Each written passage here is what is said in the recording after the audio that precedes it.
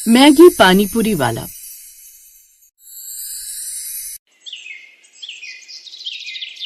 निधि का पति एक किसान था जो कि जमींदार के यहाँ काम किया करता और उससे मिलने वाले पैसों से अपने घर का खर्चा चलाया करता था। लेकिन वो जमींदार बहुत ही कंजूस था जो कि छोटी छोटी बात पर उसके पति के पैसे काट लिया करता। ऐसे ही एक दिन, साहब इस महीने तो मैंने सारा काम समय पर किया है, फिर आप मुझे मेरी कमाई काट कर क्यों दे रहे हैं?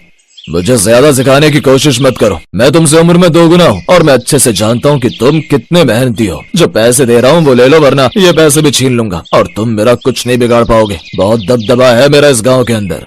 साहब जो गरीब को ऐसे परेशान करता है वो अपने जीवन में कभी बरकत नहीं कर पाता, मेरी ये बात ध्यान रखना। तेरी इतनी हिम्मत कि तू गरीब होकर मुझसे जुबान लड़ा रहा है। कोई जरूरत नहीं है कल से काम पर आने की, ले अपने पैसे और निकल जा यहाँ से। अब जमींदार मोहन को उसकी मेहनत के पैसे दे देता है और वहाँ से भगा देता है। मोहन बहुत परेशान हो जाता है और घर आकर ये बात निधि को बताता है। निधि गर्भवती थी। उसने ये बात सुनने के बाद मोहन से कहा, आपको जमींदार से खाली पीली बहस करने की क्या जरूरत थी? आप तो जानते हैं ना कि वो कितना बड़ा आदमी है। आप अपनी मेहनत के पैसे तो ले आए, लेकिन अब आगे हमारे घर का खर्चा कैसे चलेगा? तुम बिल्कुल भी फिक्र मत करो, मैं कोई ना कोई रास्ता निकाल लूंगा। आप जानते हैं ना आपको खेती के अलावा कोई और काम नहीं आता है, फिर आप क्या करेंगे? ससुर जी तो पानीपुरी का ठेला लगाते थे, लेकिन आपने वो काम करने से भी मना कर दिया था। मोहन के पास इस बात का जवाब नहीं था और वो उदास हो जाता है। उसे समझ नहीं आ रहा था कि वो क्या करे। एक दिन वो ऐसे ही घर के आंगन में बैठा हुआ था, तभी उसके सामने से एक ठेले वाला गुजरता है जो पानीपुरी बेच रहा था। तभी मोहन ने अपने आप से कहा, अरे मेरे स्वर्गवासी पिताजी भी तो पानी पूरी का ठेला लगाया करते थे, लेकिन मैंने आलस की वजह से वो काम नहीं किया और जमींदार के पास खेती करने लगा। लेकिन मेरे जमीर से बड़ा मेरा आलस नहीं है। अगर मैं पानी पूरी का ठेला लगा लूंगा तब तो कुछ दिन मेरे घर का गुजारा चल ही जाएगा। अगले दिन से मोहन ने भी पानीपुरी का ठेला लगा लिया और पूरे गांव में घूम घूम कर पानीपुरी बेचने लगा। आओ आओ पानी पूरी खाओ, आओ आओ पानी पूरी खाओ, 10 की 6, 10 की 6।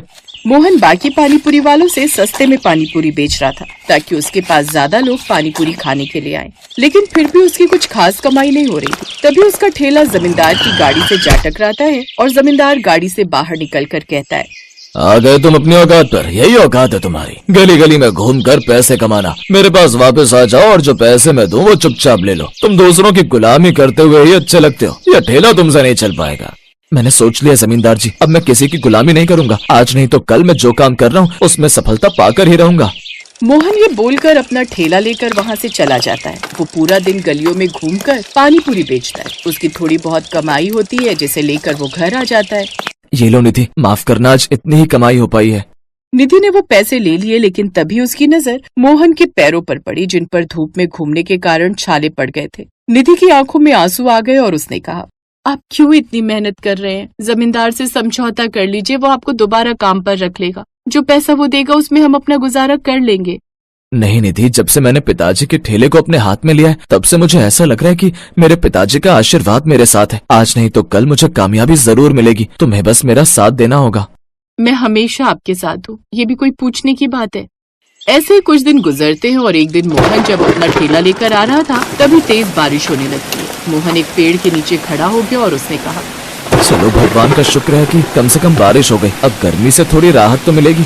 मोहन ने इतना कहा कि तभी उसका ध्यान अपनी पानीपुरी पर गया और उसने अपने माथे पर हाथ लगाकर कहा, हे भगवान, इस तपती गर्मी में बारिश को देखकर मैं तो ये भूल ही गया कि इस बारिश की वजह से मेरी सारी पानीपुरी में सीलन आ जाएगी और वो खराब हो जाएगी। अब मोहन जल्दी जल्दी बिना किसी देरी के ठेला लेकर अपने घर आ जाता है। वैसे तो उसकी सारी पानीपुरी बिक गई थी, लेकिन थोड़ी सी पानीपुरी बची हुई थी। जब वो घर आया तो उसने देखा कि उसकी बहन और उसकी बेटी रिंकी आई हुई थी। तभी निधि रिंकी के लिए मैगी लेकर आती है। ये लो रिंकी, तुम्हें मैगी बहुत पसंद है ना, अब इसे जल्दी से खा लो। मोहन भाई, सुना है तुम पानीपुरी का ठेला लगा रहे हो जैसे बाबूजी लगाया करते थे, कैसा चल रहा है तुम्हारा काम? बहन, इतना अच्छा नहीं चल रहा, लेकिन मुझे उम्मीद है कि आज नहीं तो कल मेरा काम जरूर चल जाएगा। भाई एक राय दूंगी, बुरा मत मानना, बदलाव ही सृष्टि का नियम है। अगर तुम सादी पानीपुरी बेचोगे तो कोई नहीं खाएगा। आजकल तो मार्केट में तरह तरह की पानीपुरी मिलती है, जैसे चॉकलेट पानीपुरी, ठंडी पानीपुरी, मसाला पानीपुरी, जलजीरा पानीपुरी। तुम्हें भी कुछ अलग तरह की पानीपुरी बेचने जाना चाहिए। तभी रिंकी जो मैगी खा रही थी उसने अपनी माँ की बात को पूरा करते हुए कहा, माँ, मैगी पानीपुरी भी होती है क्या? मुझे मैगी पानीपुरी खाने का बहुत मन कर रहा है। ये बात सुनकर मोहन की बहन ने प्यार से अपनी बेटी के सर पर हाथ मारते हुए कहा, चल पगली, मैगी पानी पूरी थोड़ी होती है, ऐसी तो कभी पानी पूरी सुनी भी नहीं है। निधि ने कहा। रिंकी, लेकिन अगर तुम्हें मैगी पानी पूरी खानी है तो तुम्हारे मामा की बहुत सी पानी पूरी बची है, तुम उसमें मैगी डालकर खा सकती हो। रुको, मैं अभी तुम्हारे लिए लेकर आती हूँ। अब निधि मोहन के ठेले पर रखी हुई पानी पूरी लेकर आ गई और उसके अंदर मैगी भर दी और उसे पानी पूरी के पानी में डुबोकर रिंकी को खाने के लिए दी। रिंकी ने खाकर कहा, लाजवाब, ये तो बहुत बढ़िया लग रहे हैं मम्मी, आप भी खाकर देखो ना। मामी, मामा, आप भी खाओ। जैसे ही सब लोगों ने मैगी पानी पूरी खाया, उन्हें वो बहुत अच्छी लगी और मोहन ने कहा, सच्ची कहते हैं कि लड़कियां लक्ष्मी का रूप होती हैं। आज लक्ष्मी माँ ने मुझे सुझाव रिंकी के रूप में दिया है। अब से मैं मैगी पानी पूरी बेचूंगा। अगले दिन मोहन मैगी पानी पूरी बेचने के लिए गांव में निकल गया। मैगी, आओ आओ मैगी पानी पूरी खाओ, 10 की 3, 10 की 3, आओ आओ मैगी पानी पूरी खाओ।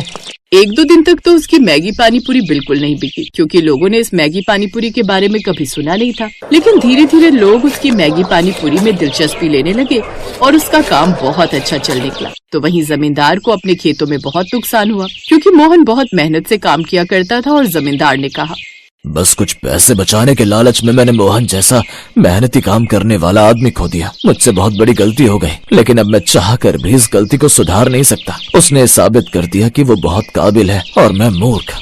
जहां मोहन ने अपनी मेहनत और सफलता से मैगी पानी पूरी का व्यापार शुरू किया, तो वहीं धीरे धीरे उसने ठेले से अपनी एक छोटी सी दुकान खोली, जिससे अब उसके पैरों में दर्द नहीं होता था, क्योंकि वो बस अपनी दुकान पर बैठा रहता और लोगों को पानी पूरी खिलाता था। अब उसने धीरे धीरे कई तरह का पानी पूरी बेचना भी शुरू कर दिया था, जैसे चॉकलेट पानी पूरी, फ्रूट पानी पूरी। लेकिन सबसे ज्यादा उसकी मैगी पानी पूरी ही बिका करती थी, जिसे बच्चों के साथ साथ बड़े भी मजे से खाया करते थे।